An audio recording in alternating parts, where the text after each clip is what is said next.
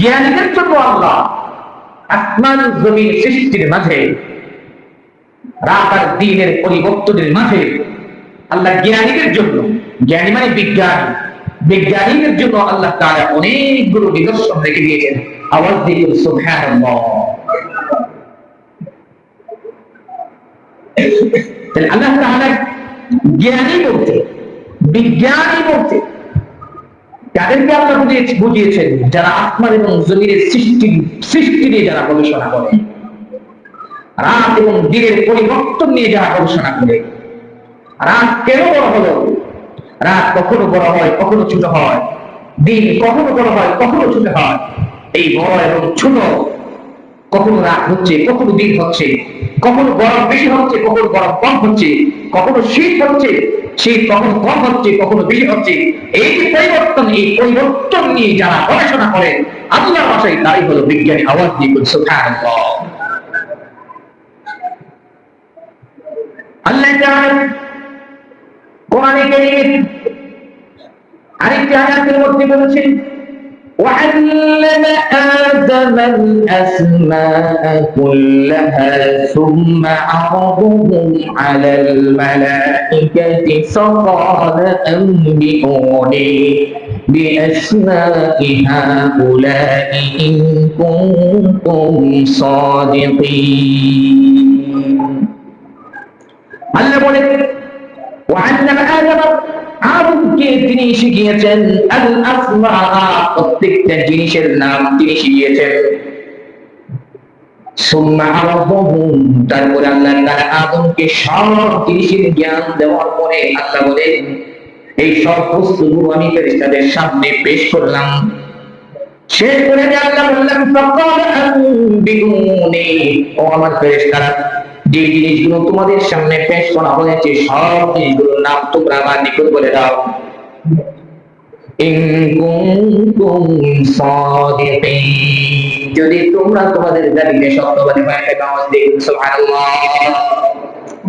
ফেরেশতাদের নিকট যখন পেশ করা হয়েছে, ফেরেশতারা সবাই জবাব দিয়ে কালু সুবহানাকা লা ইলমা লানা إلا ما علمتنا إنك أنت العليم الحكيم।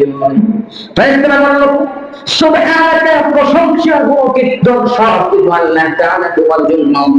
লা ইলমা লানা, এগুলো জ্ঞান তো আমাদের নাই। ইল্লা মা আল্লামতানা, আল্লাহ তাআলা যেগুলো শেখান সেগুলো শুধু আমাদের দিয়েছে, যে বাইরে আমরা একটু জানি না।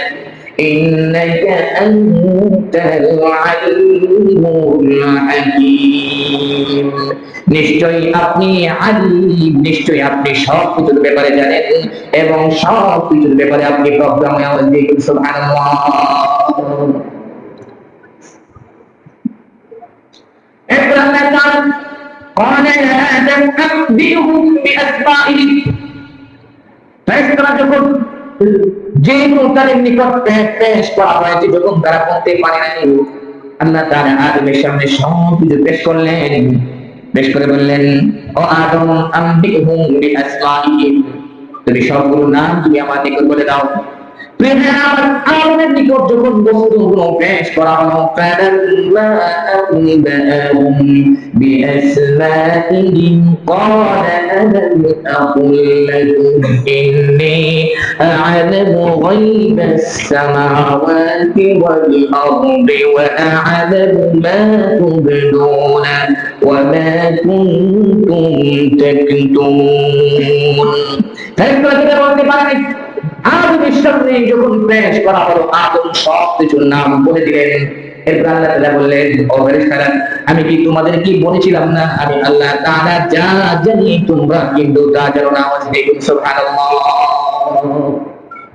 এখন বোঝার বিষয় হচ্ছে আল্লাহ নিজে বলছেন ওয়াআল্লামা আদামাল আসমাআ কুল্লাহা, আদমকে আমি আল্লাহ তাআলা প্রত্যেকটা বস্তুর জ্ঞান শিখিয়েছি।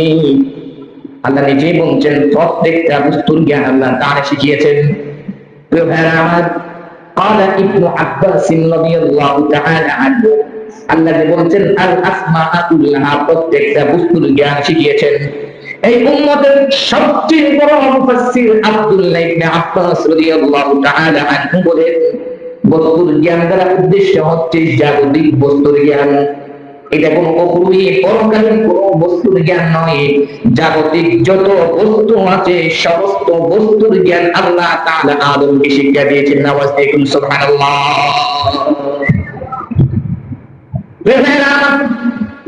জাগতিক যত বস্তু আছে সব বস্তুর নাম আল্লাহ তাআলা আদমকে শিক্ষা দিয়েছেন। বিজ্ঞানের সংজ্ঞা যদি আপনি বিজ্ঞানীদেরকে জিজ্ঞাসা করেন বিজ্ঞান কাকে বলা হয়, বিজ্ঞানীরা জবাব দেবে বস্তুর জ্ঞান অর্জন করার নাম হচ্ছে বিজ্ঞান। বস্তুর জ্ঞান অর্জন করলেন মানে হচ্ছে আপনি বিজ্ঞানী। আল্লাহ বলছেন আদমকে আমি প্রত্যেকটা বস্তুর জ্ঞান আমি শিক্ষা দিয়েছি। কোন এমন কোন বস্তু নেই যে বস্তুর জ্ঞান আদমকে শিক্ষা দেয় নাই। সুতরাং আয়াত দ্বারা বোঝা যায় পৃথিবীর সর্বপ্রথম বিজ্ঞানী হলেন হযরত আদম আলাইহিস সালাম ওয়া আলা আলাইহিস সালাতু ওয়াস সালাম। আওয়াজ দিয়ে সুবহানাল্লাহ। প্রিয় ভাইরা আমার, قال الزمخشري رحمه الله تعالى في الكشاف তাফসীর জগতের অনেক বড় একজন মুফাসসির আল্লামা জামখশরী রাহিমাহুল্লাহ তাআলা তার একটা তাফসীরের কিতাব আছে কাশফ।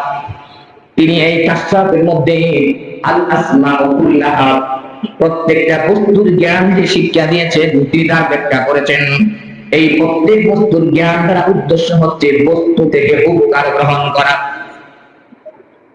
বস্তু থেকে যদি আপনি উপকার গ্রহণ করতে পারেন তাইলে আল আসমাউ কুল্লাহা قال ইবনে আব্বাস বলেছেন বস্তুর জ্ঞান অর্জন করা। আর তিনি বলতেছেন বস্তুর জ্ঞান মানে অর্জন করা মানে হচ্ছে বস্তুর বৈশিষ্ট্যগুলি থেকে একটা বস্তুর যে বৈশিষ্ট্য আছে, যেমন ফ্যানের যে বৈশিষ্ট্য আছে বাতাস দেওয়া, ফ্যান থেকে বাতাস গ্রহণ করা।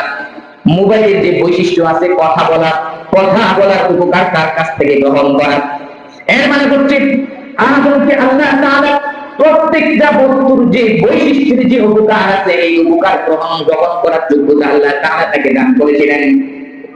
আমার শুধু বস্তুর জ্ঞান দিয়ে আল্লাহ তাআলা ক্ষান্ত হয় নাই, বস্তু থেকে কোন পদ্ধতিতে কিভাবে কোন সিস্টেমে উপকার গ্রহণ করতে হবে সেটাও আল্লাহ তাআলা আদম আলাইহিস সালামকে শিক্ষা দিয়েছেন। নামাজ দিয়ে সুবহানাল্লাহ।